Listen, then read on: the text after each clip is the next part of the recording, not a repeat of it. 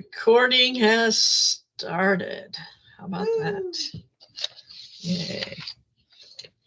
All right. Before we start this, when you move and it goes to like a green screen or whatever because of and your face like disappears and it becomes just like a green thing, it freaks me out a little bit. I'm glad that's on the recording. Just I wanted to say that. Well, all right.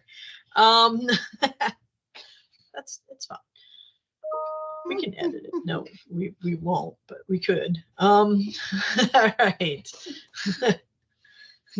So, hello and welcome to our virtual movie discussion. Today's topic is the 2014 film Unbroken. I am one of your hosts today, Karen Wisely. I teach history at TCC Northeast Campus, and I'm joined by my co-host, Ride or Die. I'm Samantha Elkins, and I also teach history at Northeast Campus.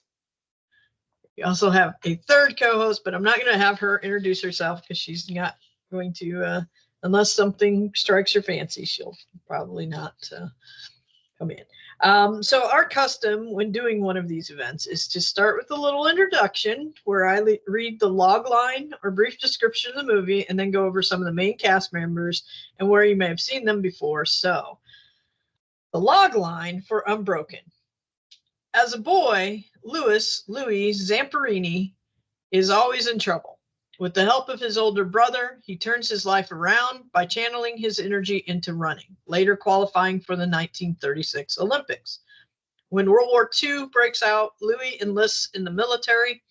After his plane crashes in the Pacific, he and the pilot survive an incredible 47 days adrift in a raft until his capture by the Japanese Navy. Sent to a POW camp, Louis becomes the favorite target of a particularly cruel prison commander. It stars Jack O'Connell as Louis Zamperini. Jack O'Connell is a secret Brit, but it's probably not a secret if you pay attention, which I have not, to be honest with you. He actually plays a Brit in 2014 71, which seems like a great movie about the Troubles in Belfast. He actually plays Brits a lot, currently in a British TV series called Rogue Heroes about World War II. He also was in 300 Rise of an Empire, which was an atrocious movie, but I liked it. And if you watch it, you probably know why. And also was in Money Monster with George Clooney. So he's been around a little bit. Miyavi as Watanabe, or the bird. He was billed in this movie as Takamasa Ishihara. He changed his name because he's a singer-songwriter, record producer, and all of that. And so he has changed his name to Miyavi, one name. And it is maybe best known for his guitar playing, where he uses finger slapping style. And they showed his hands a few times in this film, and I have absolutely no problem believing he's a special musician because of them. I kept thinking of my good friend, whose name shall remain nameless, who comments on how nice people's hands are whenever they have very thin tapered fingers and all of that. Anyway, this was his first acting job, and he did a decent job. He's done a few things since, including Kong Skull Island in 2017, and he was in Maleficent, Mistress of Evil in 2019. I don't remember him in there, but it's been a couple of days since I've seen that movie. Alex Russell plays Pete Zamperini, Louis' older brother. He is a secret Aussie who plays a lot of Americans. He was in a 2012 movie called Chronicle that was well received, but I'd never heard of it. But now that I have heard of it, I kind of want to see it. It's I don't know. Look it up. It sounds intriguing. I am gonna see it. He was in the 2013's remake of Carrie, which no thank you. And currently he's been on this television series SWAT for more than 100 episodes. So that's his claim to fame. Finn Whitrock as Mac. Mac is the dude on the boat who ate all the chocolate and still ended up dying first. Maybe it's because he ate all the chocolate. Maybe that was like karma for that. He was in 2015's The Big Short, which is a movie I have not been able to watch because I know it will make me angry. He was also in 2015's My All-American, a movie about football and University of Texas football. And I think I saw that it was University of Texas football and was like, meh. But then I watched the trailer and I was like, okay, I'm gonna have to watch that too. And he has been in several seasons of American Horror Story. So he's that. And finally, Domhnall Gleeson as Phil, the pilot who survived in the boat with Louis. This man, like his father, Brendan Gleeson, is a legendary Irish actor. He's been in a ton of things. He's Bill Weasley in the Harry Potter universe. He's General Hux in the Star Wars universe. And probably my favorite movie of his is 2013's About Time with Rachel McAdams. I think that one's a great movie. So that's that. Unbroken was released in the United States on Christmas Day 2014. It was directed by Angelina Jolie, which, if we're honest, is why I initially saw it, because I have to support Angelina Jolie's work.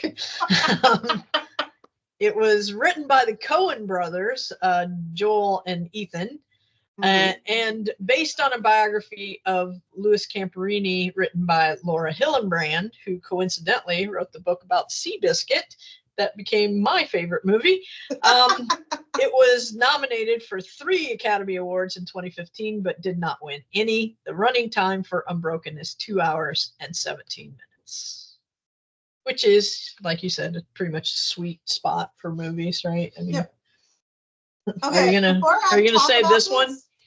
You gonna say this one was too about the long? time, but I'm really curious what you think about this movie, because I had some strong opinions about it, and it was kind of a weird thing that I had strong opinions about this because I didn't expect to. So did you like this film?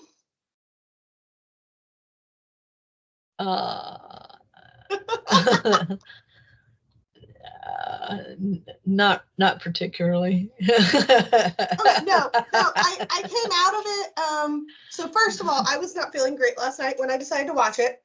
And so I was like, I'm not handling anxiety well. And so I did what I always do with movies, spoil the whole thing and then watch it. Yeah. And then I laughed. I did that with Schindler's List. And then watching Schindler's List, even after spoiling it, it hits you in the gut, and you're just still exhausted by the end of it, and you're still crying. It doesn't matter if you've spoiled the whole thing.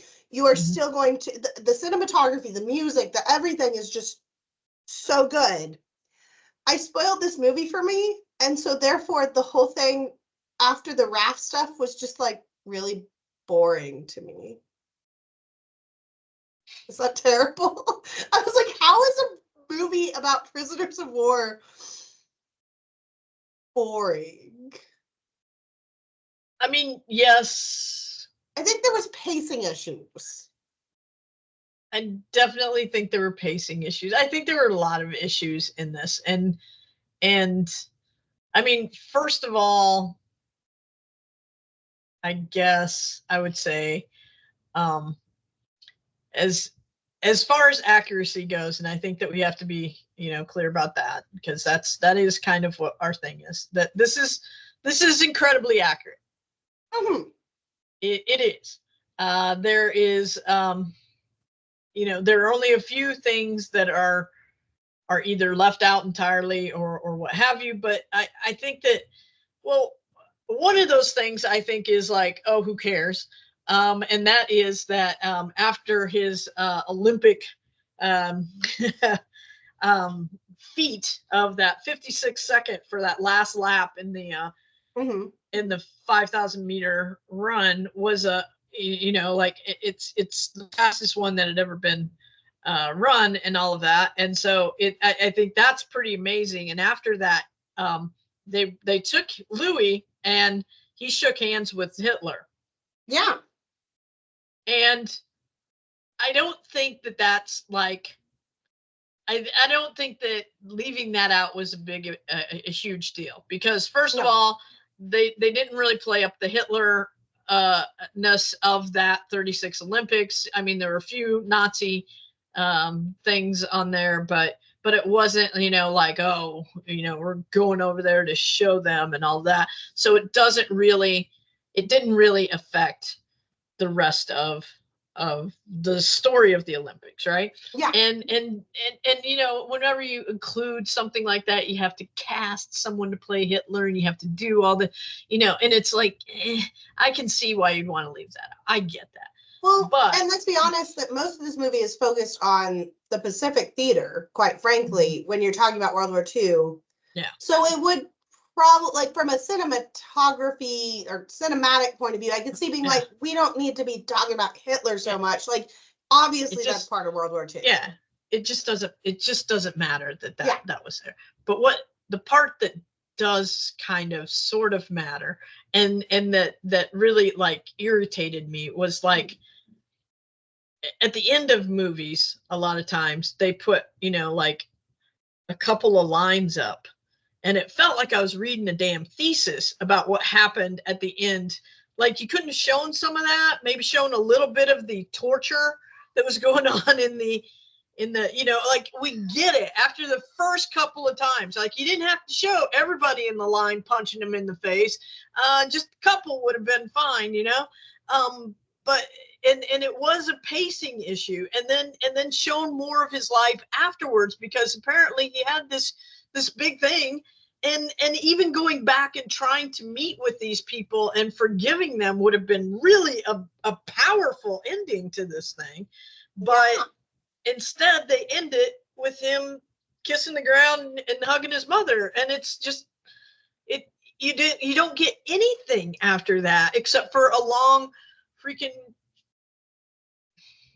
page after page of writing that you have to read instead of showing. Weird.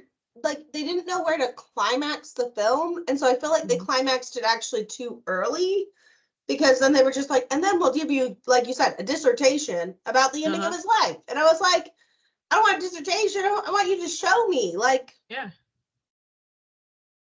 something. Yeah.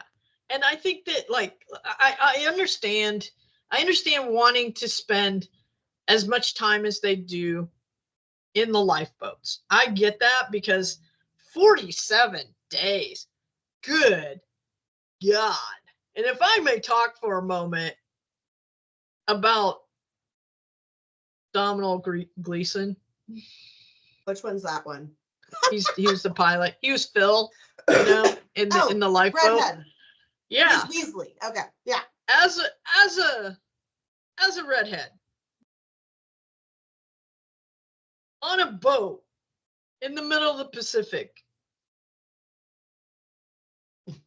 for 47 days, like, he would be one giant blister, I would imagine, right? I mean, and it's very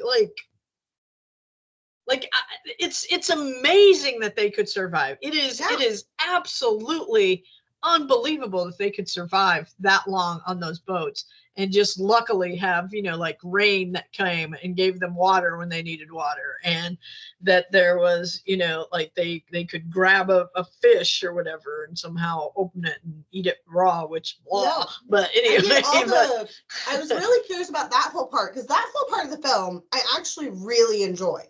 All the stuff on the boat, because it gave you that sense of, like, I wouldn't have even minded if they'd done some more shots to make it feel longer without making it be longer in the movie.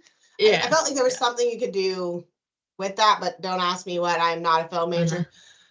Yeah. But, like, I enjoyed all that, like, the catching of the bird. They did that. The fact that they couldn't eat it at first, that happened.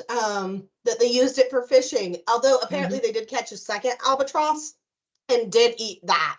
and had no problem. So just the first one was clearly like sickly or something that they used. That they did catch a small shark essentially and kill it and eat that. Like I was like, okay, this is done really well. And apparently they didn't have like good rations and survival kits on those lifeboats until the next year. So clearly they learned from things like this, the United States Army, and said, whoops, we need to. Yeah. Well, they were, I mean, there was that one, the one that they were trying to pass up was like 25 days or 28 days or something like that, right? Mm-hmm. And then they freaking almost lapped them all another, you know. So that's amazing, and I'm glad that they spent the time on that. But all of the time that they spent on the torturing of him in the Japanese war camps seemed like it was crossing a line into becoming, you know, just gratuitous, you know? Yeah. And so as far as I'm concerned, they could have shortened a lot of that and then shown what happened to him once he got home. Definitely. Because that's where I feel his story becomes even more interesting, because there were other people. I mean, him being an athlete is what like made him stand out in those camps, and I get that. But there were a lot of people who came home and, you know, and he struggled. He fell into alcoholism. He struggled greatly and had PTSD and nightmares and all of these kind of things, which you would expect. But then he's able to overcome those things. And again, I kind of understand, because he does it through religion. And I don't think Angelina Jolie wanted to make a religious film.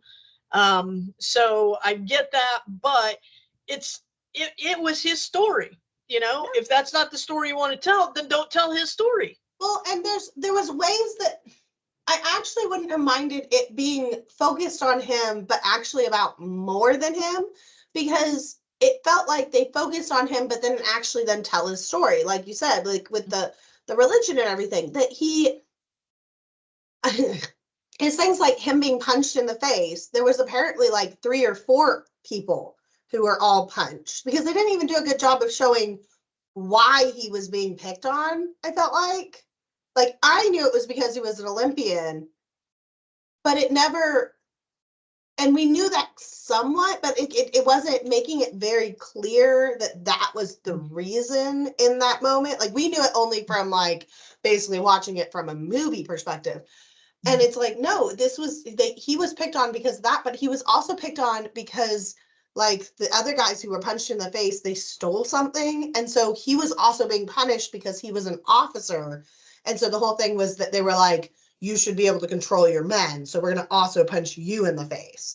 But I think actually that whole moment in the movie would have been more dramatic if he was doing that with other people also getting punched, because they kind of did that with the one guy, like, oh, punch him or else I'm gonna hit him with the stick. But it was like, no, there was like 4 of them or something.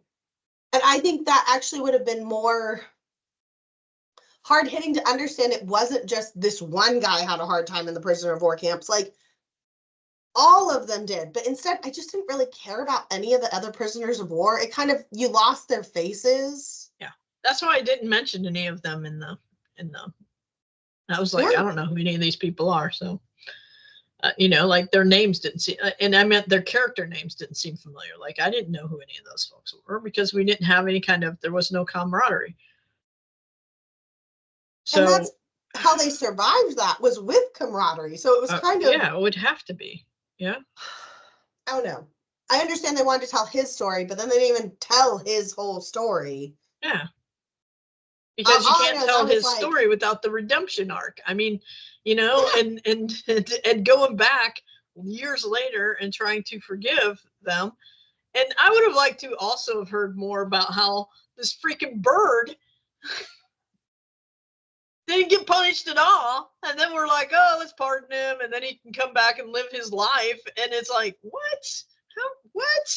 What? Yeah.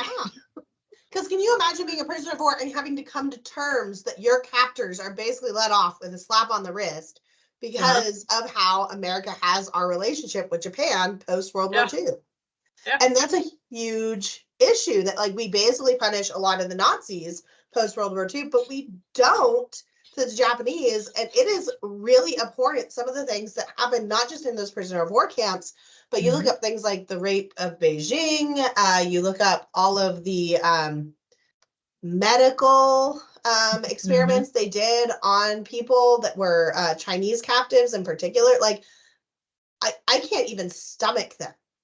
Well, if you look at the numbers of, and I show this in my class, the numbers of, because we don't hear as much about what happened over there as we do over in Europe, but the numbers are remarkably similar. The number of people from China the civilian number of Chinese people who died during World War II is astronomical.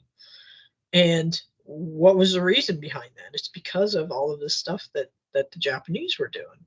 And because they did a whole lot of the same stuff as the Soviet Union, that they were willing to sacrifice their civilian population. But, you know, genocides are only a problem when it's somebody else's people. Please pick up on my sarcasm, anyone who is watching this recording. I am not meaning that for serious. I just realized. I don't know if you tilt your head and looking out the top of your eyeballs was not a clue enough, but yeah. Sarcasm font. There we go. Yeah, it's just it's a lot of it's hard to bear. It is, and like I said, it kind of diminished the experience that he had in the camp because they showed so much of it. Well, and one of the pacing issues I ended up feeling frustrated by is, you know, how hard it is in those camps, and he did change camps numerous times, and he did have the so-called the bird leave his camp, and then he ended up joining back with him later. But in the movie, it felt like, oh, the bird left, and 10 minutes later they're back together. And I was like, it felt like he left for no reason from a storytelling point of view. And it made it hit less hard. That there he was. Than if they just stayed together. It lost some of the traction it had with how hard things were. And look, I don't like to criticize Angelina Jolie. Just blame the Coen brothers, which makes me sad because it's the worst movie I've ever seen that they've written. Yeah. And it made me really sad to say that. Dude, I don't know if I need to go and do I need to go and read the book to see if maybe it's her fault too? So the book, I don't know much about it. What I know about it is regarding sharks, and I'll talk about that in just a second because I have a whole rant to go on about sharks, and I didn't expect that. That was not on my to-do list yesterday. But I'm glad you made time for it. I think the book has, what I've seen from online was that the book has better pacing with all of the different stuff with the prisoner of war camps, that it does a much better job of showing all of those details. And actually, one of the things that they cut out of the movie, which would have been really fascinating to see, especially because he goes back and he's like forgiving his captors, is him and like 5 or 6 other men had a plan to kill the bird. They were going to grab him, strap him to a rock, and throw it into the ocean.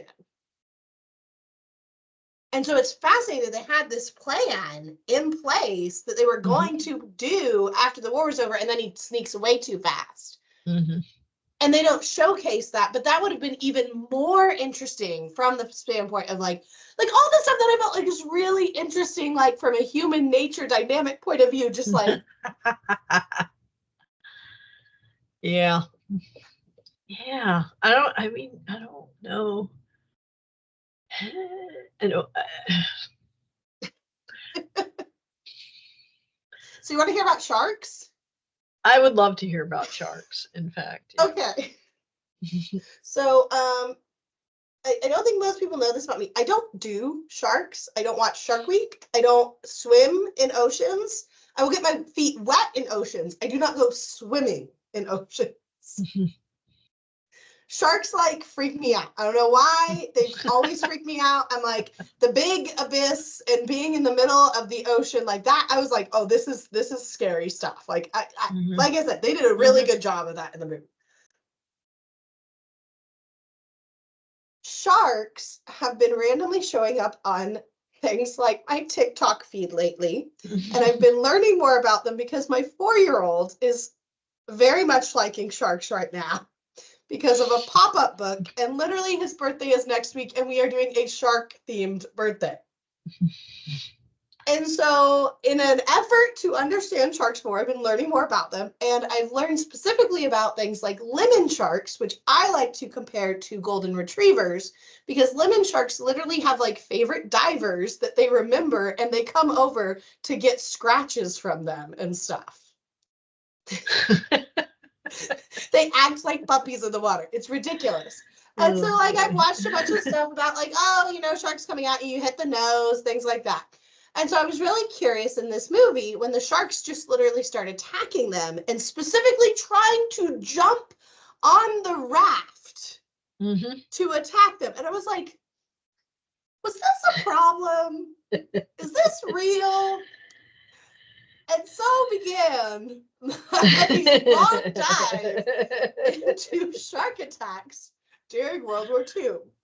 And it turns out there is massive problems with shark attacks during World War II. However, the bigger problem is the USS Indianapolis. Is that the USS Indianapolis. There's a boat that gets basically torn in half by a torpedo from a Japanese submarine, and 900 men went into the water and only 300 came out. And that is because there was a mass frenzy of sharks. And that's the thing, is this happens like with a big school of fish. If they're trapped in an area, sharks will just go on a frenzy, and they do kind of like lose their mind and just eat everything. And the other thing you have to understand about sharks is, because this is what kind of research I had to do to remind myself that like I shouldn't be as afraid of sharks as I think I should be. Sharks are just very curious creatures, but they don't have hands. So when they want to check something out, the only way they have to do that is take a bite of it, like a toddler would. So that's toddlers have hands. They do have hands, but what do toddlers always do? They grab it and they put it in their mouth because they have more sensory stuff in their mouth. And so sharks do that. And so that's where a lot of shark attacks, they believe, are like, oh, they're checking things out. They're curious. They're taking a bite because they're curious. It's just, you know, deadly. Yeah, because they have so many teeth. I know. So that's the majority of shark stuff. But there was issues with individual sharks, more with these kind of stranded people in the middle of the ocean and stuff like that. There is a specific type of shark that was probably blamed for most of the attacks, and it's called like a white tip shark, but there's also like the black tip sharks. And this only made me annoyed because I'm like, if you're going to show these sharks being super, super aggressive and going after people even when they don't have to, then you better get the kind of shark right. And they did not show the right kind of shark, biologically speaking, in the movie. And I know this is like, yeah. Oh, no, it gets better though. So I got annoyed with that, but apparently, if you look at like the history of sharks and fear of sharks and America, specifically fascination with sharks, it comes not just from Jaws, but there was like a book published right before World War II that talked about how to defend yourself if a shark's attacking, and basically booping them on the nose, which that's what they say they do. You like guide them away from you with the nose. Don't panic and try to swim away fast because they see that as like a prey instinct. And that was a lot of the problems, is when you're in a water with a shark, I don't know about you, my instinct is to swim away as fast as possible, and thus suddenly I become prey. And that was an issue with our, you know, and you see that they follow them towards the raft. And so that stuff was actually really done well. But sharks typically don't try to jump out of the water. And so I was like really curious about this. And so I started looking up this specific incident. And there have been marine biologists that have watched Unbroken, and they're like, yeah, by the time the shark's like really trying to jump out of the water to get at them, that is like Jaws cinematography just at work there. Like that definitely probably didn't happen. But then I was like, but this is based off of someone's memory. And that's the problem, is almost all of the evidence we have from World War II shark attacks is all people's memories. Well, sure. Yeah. Except for almost all of them were in extremely high stress situations, or in this case, literally dehydrated. You're probably going to like start hallucinating to a certain extent on some of it. A lot of them are dehydrated from so much salt being in their mouths. And so there's a lot of like questions about how much of these sharks attacks really were happening and how much of them were in people's imaginations, basically sharks basically picking off the dead bodies, because that is what sharks do. They eat everything. Yeah. And so it was a really interesting thing when I started looking at that, but apparently the book is even more ridiculous than the movie with the shark attack. And literally he talks about in the book, the sharks would wait for them to turn their backs before trying to jump out onto the raft to attack them. Like the sharks are that smart that they're waiting for them to turn their backs so they can't use the oars against them. Like I was like, oh my gosh, okay, I'm glad they didn't go that far. But yeah, that's my rant about sharks, and all the stuff I learned about sharks and how this movie wasn't really accurate for the sharks, and I kind of felt bad for them, which is saying something considering I don't do sharks. Wow. Wow. Okay. Any questions? I mean, no, I don't have any questions. I would only say that I don't think that it really added. I don't think that having a shark jump out really added, a whole lot more tension to the whole idea of them being stranded out in the middle of the freaking ocean. I mean, like it was already pretty tense. So I don't think that it was super helpful there. So especially when the raft started like sinking and everything like that because of it being shot by the Japanese plane, that was done really well. Although I do agree with the man in the book or in the movie that the Japanese were clearly a really bad shot if they couldn't. Yeah. Seriously. It's like seriously. Probably gonna win this war because.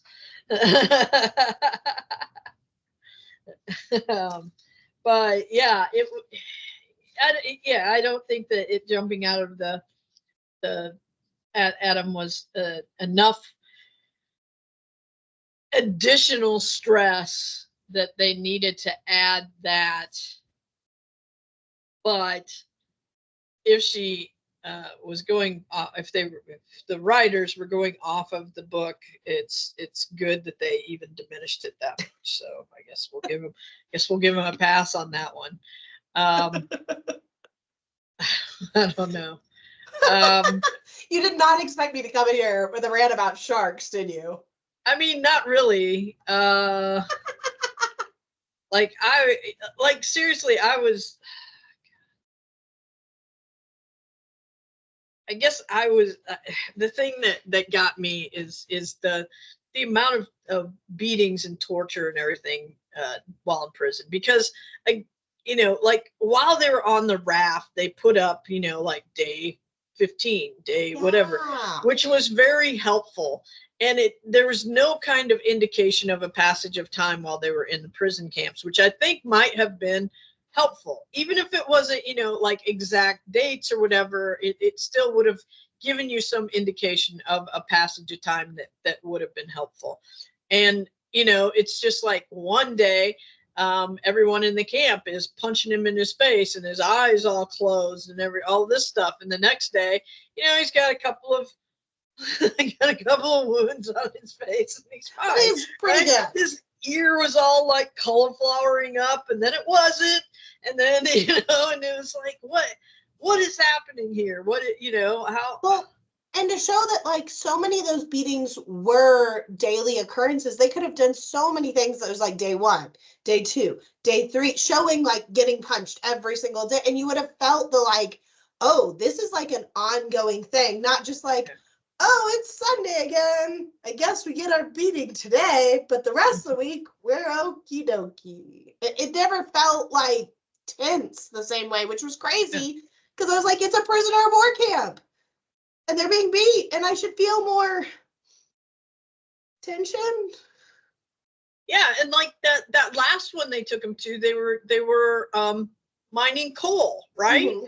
Yeah. But what the hell were they doing in the other ones? I mean, what were they doing? Were they just like nothing? I thought that they learned Japanese so they could do exercises while counting in Japanese. That's what I learned. Because that's the only thing they did. They would like do weird arm movements while like speaking Japanese. And it felt like a workout routine from YouTube. And I was like really confused. Why? Yeah. So I don't understand, I mean, I guess, yeah. So you asked at the beginning what I thought of this movie. And like I said, I do not like to criticize Angelina Jolie, but man, this was not her best work.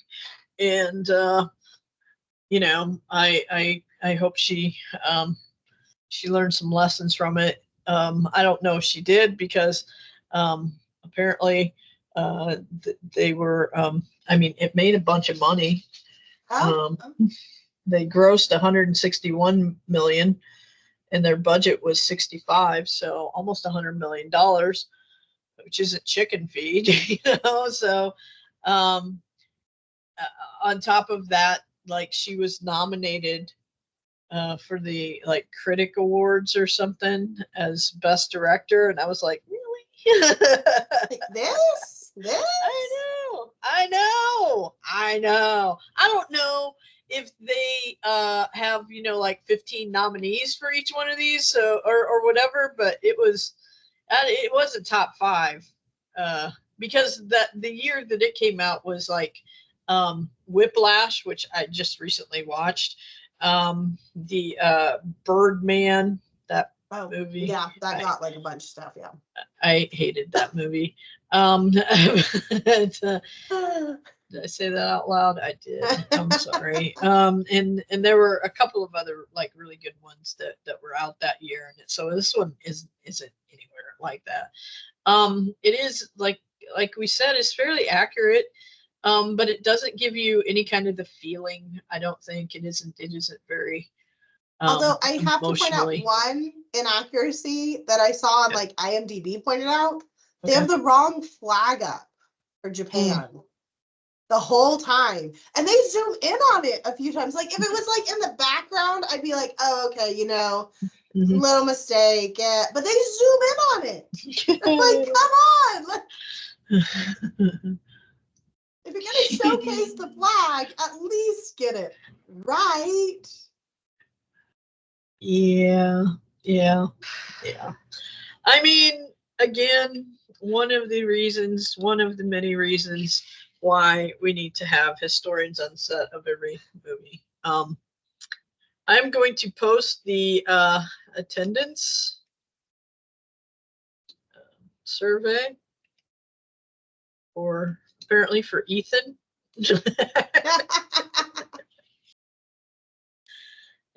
And there you go. I will also post the events calendar for history events that are upcoming and all of that, although I don't think I've given her the I think I've given her the summer ones, but let me try to find that. Because the next one we are doing is Saving Private Ryan. This is it. And then we've got Casablanca. This flyer is be super cool if it would come up. I was going to ask if anybody else here, I know there's not a ton of people here, if they had any thoughts about the movie or if there's anything they liked or disliked or anything. Anything?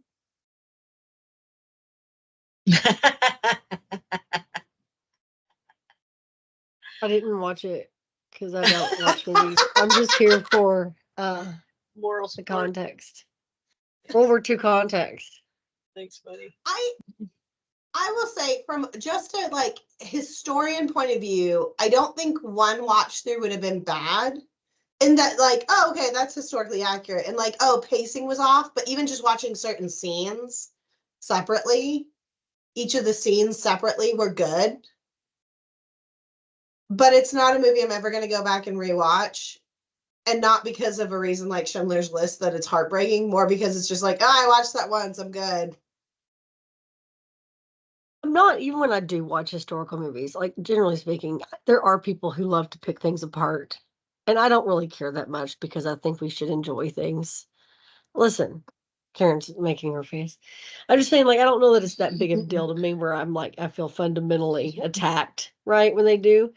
But I do find it frustrating when it's little things, though, like that are choices that don't, it's not like it costs extra money. It's not like, and it's just, how to say, sloppy, or because it's the sloppiness that's annoying. It doesn't have to be that. Or when they change things that they think for dramatic effect when the truth is way more interesting. And sometimes it feels like the people making films, this is just me speaking broadly, don't really understand people that much, which is kind of wild because they're in entertainment. Well, they don't have a whole lot of contact, right? Like with everything's people, always trying to be way artistic. Like sometimes the story, especially when we're talking about World War II stories, like they try to do too much and it messes things up. It feels like a lot, way too often. Like you said, Schindler's List, that's a simple story, right? I don't. Well, when I say simple story, I don't mean simple as in not complex, like it's easy. No. I mean, it's a story, a true story in World War II. Spielberg, which is Karen, she didn't realize it till she noticed the pattern. He's not trying to make the story something it's not. He's using the power of like light and dark, and like sound and all of these things. Yeah. To really make you feel that story. And that is where they really fail in history movies, I think. And he's also like, he is a chronological dude. Yeah. Yes, he's not trying to do artistic flair. I'm going to tell this story, and I don't need to have the timeline jumping all over the place in order to make it interesting. I can tell it and just tell it so well that you're going to be amazed by it. And some people are coming to the film with background information, but some people aren't. Yeah. And that is effective. It's effective storytelling. Sometimes I just feel like there's so much flourish in style, and sometimes simple storytelling done really well is the best method for these history films. Yeah, no, I agree, because in this case too, they wanted to link these moments where he's like, oh, I'm really downtrodden here with the Olympics, to, oh, I'm really downtrodden because my plane's going down. Which, like, it you know, different scale, but they wanted to link these moments. But what was funny is I feel like we actually lost some of the character in it, because one of the other things I noticed that, like, when I looked up stuff about him, how he got into Olympic running, they present it like his brother was like, you should do this. When in reality, he actually was put into a race, got last place, and his coaches basically were laughing at him and was like, oh, he's a terrible runner. And he was like, fine, I'll show them. And he went out and trained a bunch. And I'm like, that kind of stubbornness actually fits the theme of Unbroken. would have been a so better much way to connect more. it to what he's going through as his plane's going down. Yeah. It more felt like, because the whole time you're like, why isn't he breaking? And if you know that that's like his initial reaction as a kid was, oh, you're going to make fun of me, then fine, I'll show you. His stubbornness, his spite. Yeah. Well, and also like, his undying optimism, right? Like, he was like, you know, when they get on that ship and they're like, oh, on the rafts, and they're like, oh, we're dead. We are dead. And he's like, no, don't say that. We're going to get rescued. We're going to be good. You know, and he was optimistic on there. He was, you know, he was optimistic apparently in the prison. And I got some bad news. Yeah. And that was great. But in the prison camps also, apparently, from what I read, he was writing down like recipes. Yes. And sharing those with his fellow prisoners to try to keep their, you know, spirits raised. And so he never gave up. He never got beaten down. He is literally unbroken, but they don't use any of those examples to amplify it. It's very frustrating. It felt like there was so many little things they could have changed and not necessarily added, because it hit a good sweet spot. I was like, it wasn't actually too long. It just, they needed to change and show some things. And even the like raft scene, you could have cut down 10 more minutes and done different cinematic things to show the passage of time. Well, I'm just telling you that at some point during all of the torture and all of the beatings and all of that in the prisoner of war camp, I was like, my mind went to the Passion of the Christ, right? Where it was like, is this some kind of a snuff film? It's like, you know, like, are we like, what are we doing here? Why are we showing this in so much freaking detail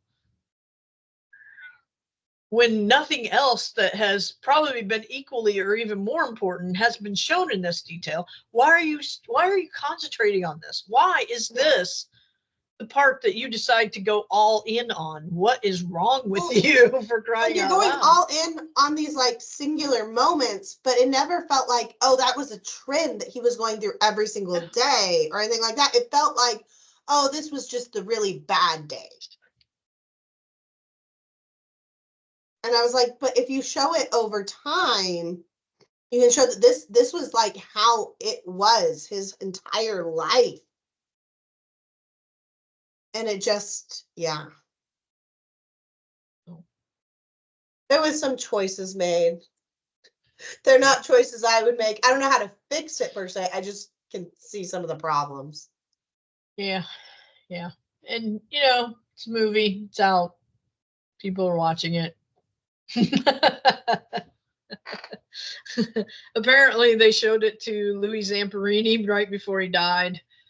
Maybe at age 97. Damn.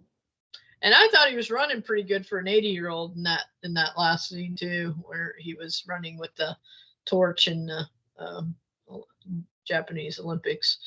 That was one of the things I just have to point this out super fast. I promise.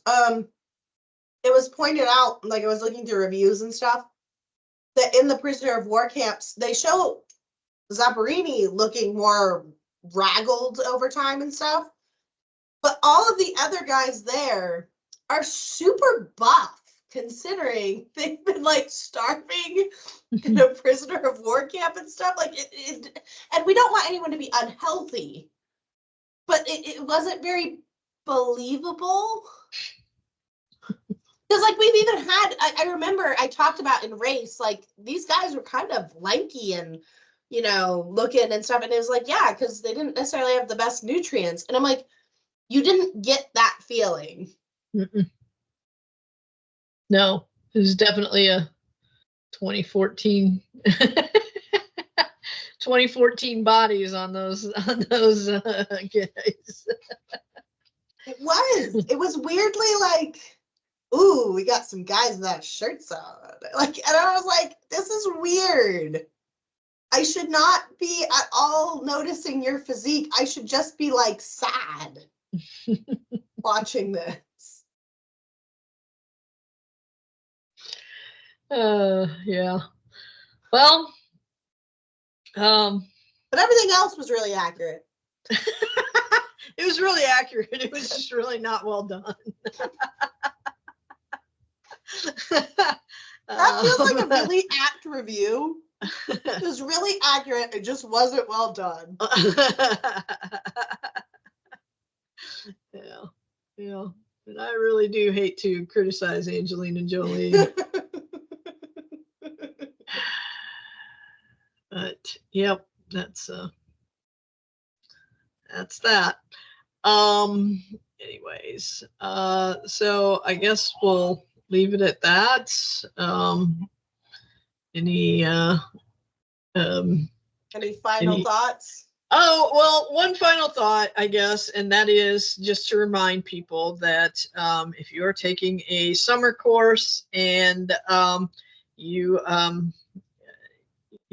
so inclined, for summer one, we are going to do one movie discussion on June 6th. And it is at 3:30 p.m.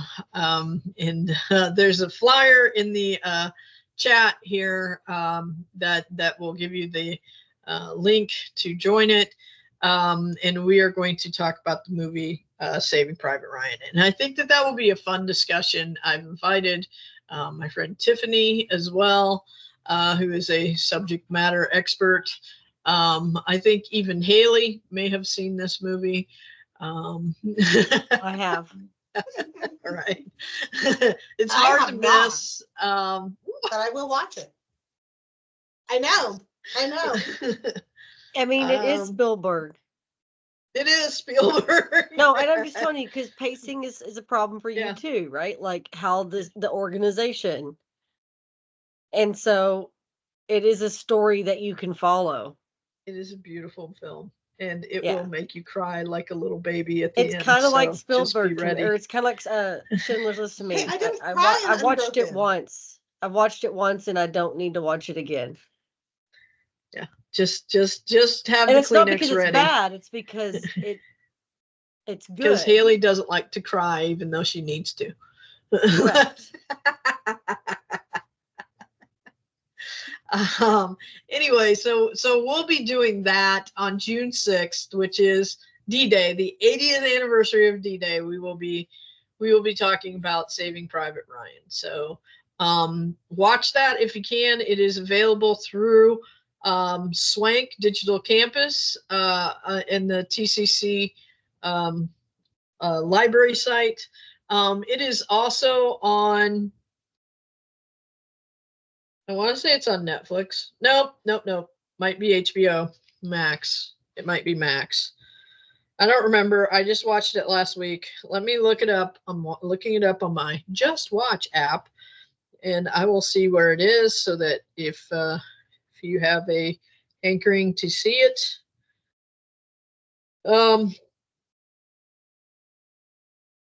Saving Private Ryan.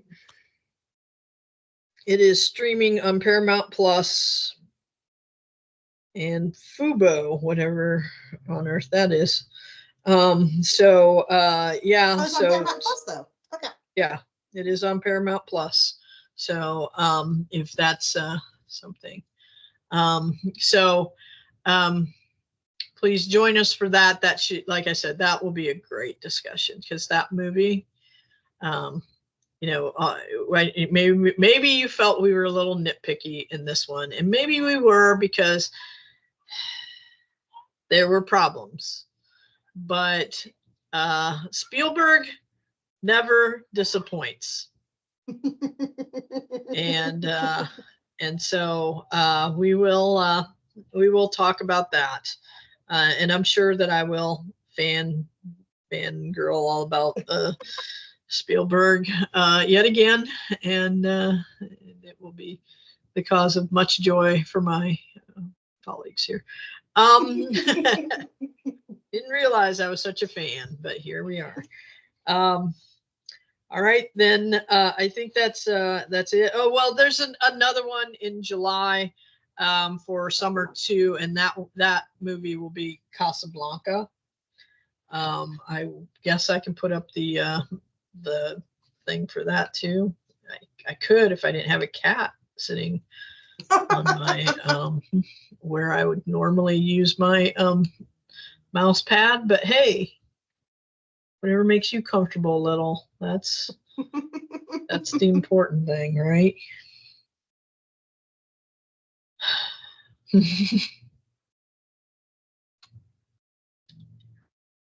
I did put in the comments how to watch the free movies through Swank. Yeah. So that if anybody doesn't know how to reach it, you can always follow those instructions. Go to the TCC library website. Scroll down on the list of databases alphabetically is probably the easiest way, and you can find Swank, but there's also Canopy, and there's one other one. Help me out, Karen. There's the PBS one that I love, you know. PBS, which is great, especially if you're looking at documentaries. If there's any subject material that you were confused on during a semester and you're like, hey, I want to learn more about this topic, that's a great way to go. Mm-hmm. Casablanca is also playing on Max, in case you were wanting to take a look at that. And it is a classic movie that if you love movies, if you love cinema, you should probably see that anyhow. So there's the flyer for that. Got the flyer for the Saving Private Ryan one up there.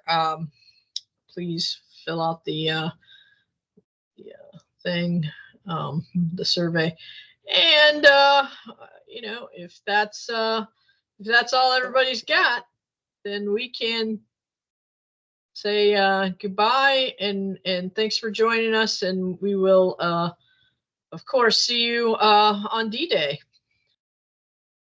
So thanks for stopping by. Bye.